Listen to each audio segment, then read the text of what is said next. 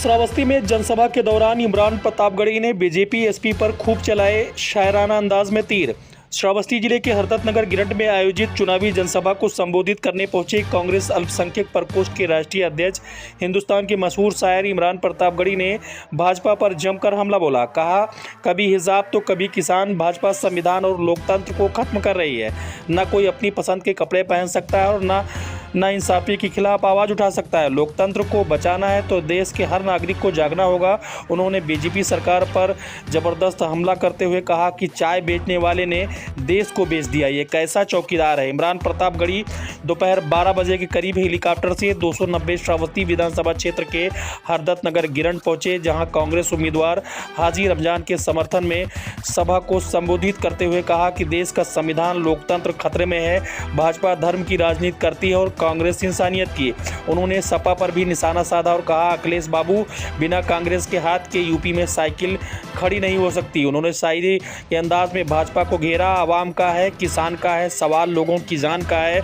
जो भी कातिल हैं, जो भी शामिल, उन्हीं से इसका जवाब लेंगे। सनद रहे हम हिसाब लेंगे, कहाँ सोया है चौकीदार। इमरान ने लखीपुर हिंसा को लेकर भी शायरी करते हुए भाजपा पर निशाना साधा।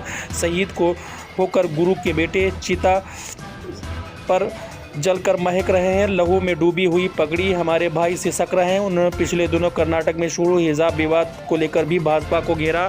आपको बता दें कि इस जनसभा को सुनने के लिए अब तमाम जनसैलाब उमड़ा और लोगों की भीड़ काफ़ी देखने को मिली, जिससे अन्य पार्टियों के पसीने छूट गए।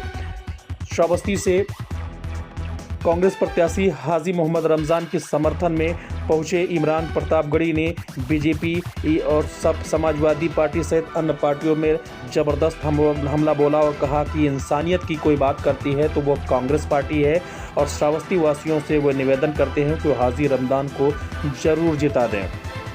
कागज तय करेगा कि तुम हिंदुस्तानी हो या नहीं हो।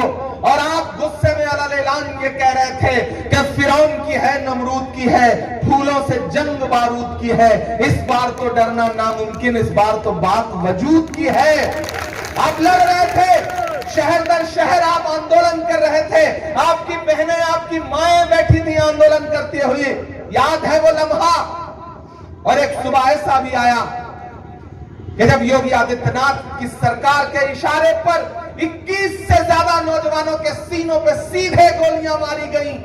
बिजनौर, मुजफ्फरनगर, मेरठ, कानपुर, रामपुर, संभल, जमीनें लहूलुहान थी, माएं चीख रही थी, बेटों के जनाजे रखे हुए थे। मैं इंतजार कर रहा था कि पिछले 25 साल से आपकी वोट लेने वाली पार्टी का नेता अपने घर से निकलेगा और जाएगा उन माओं के आंसू पोंछने। लेकिन अफसोस अखिलेश जी अपने हुजरे से बाहर नहीं निकले। लेकिन अगली सुबह जब मेरी आंख खुली तो मेरी आंखों ने वो मंजर भी देखा कि बिजनौर में मारे गए अनस और सुलेमान की माओं को अपने सीने से लगा करके उसके आंसू पोंछती हुई उस दरवाजे पर प्रियंका गांधी खड़ी थी मेरे भाई।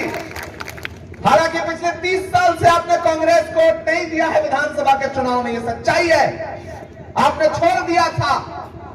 लेकिन पिछले 5 साल में, पिछले 3 साल में जो संघर्ष प्रियंका जी ने, जो सच्चाई की लड़ाई राहुल गांधी ने लड़ी है, मुझे बताओ यहां बैठ करके कि क्या किसी और पार्टी के किसी नेता ने लड़ी है? नहीं। किसी की गर्दनें सीबीआई ने दबा रखी हैं, किसी की गर्दनें ईडी ने दबा रखी है, किसी की गर्दन इनकम टैक्स वालों ने दबा रखी है। ऐसे में मोदी सरकार की तानाशाही के खिलाफ अगर कोई हिम्मत दिखा रहा है तो सिर्फ कांग्रेस पार्टी दिखा रही है, राहुल गांधी दिखा रहे हैं, प्रियंका गांधी जी दिखा रही है। आपका फर्ज क्या बनता है? मुझे बताओ, कौन लड़ रहा है तुम्हारे लिए पिछले 5 साल में? मेरा नाम इमरान प्रतापगढ़ी है, मुझे आप जानते हो, पहचानते हो, मेरी नज़्में सुनते हो। जब मैं नजीब की मां के आंसुओं को नज्म बनाता हूं तो आप भी मेरे साथ रो देते हो। मैं जानता हूं मेरा आपका रिश्ता है, एक गायबाना रिश्ता है मेरा आपका।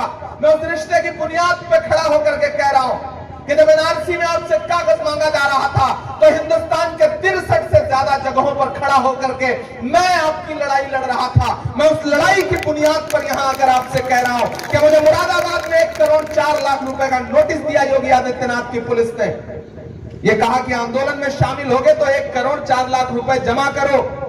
मैंने कहा ऐसी नोटिसों से हमें हिंदुस्तान बनाना चाहती है कि कर्नाटक में अगर एक बेटी हिजाब पहन के कॉलेज भी चली जाएगी तो उसके खिलाफ भी सैकड़ों गुंडे घेर करके नारा लगाएंगे। आज उन्हें हिजाब से तकलीफ है, कल मेरी माओ बहनों आप जो सर पे पल्लू रखती हैं इससे तकलीफ होगी, परसों सरदार भाई की पगड़ियों से तकलीफ होगी, नरसों ईसाई ननों के स्कार्फ से तकलीफ होगी, क्योंकि ये तानाशाही चाहते हैं। शिक्षा के मंदिर के अंदर नफरत की तैयारी है। मोदी जी के नए इंडिया की जनता आभारी है। एक बेटी ने इंकलाब का हाथ उठा के बता दिया, एक शेरनी जाने कितने लंगूरों पर भारी है। श्रावस्ती वालों, मैं कई साल बाद आपके बीच में आया हूं। 2014 में भिंगा आया था और उसके बाद आज आया हूं, लेकिन आपसे एक जज्बाती रिश्ता है मेरा। आप यहां किसी जख्म से परेशान होते हैं तो मैं दिल्ली या लखनऊ में बैठ करके भी आपके दर्द को महसूस करता हूं। मेरा आपका एक जज्बा, सारी हदों से गुजर जाएंगे।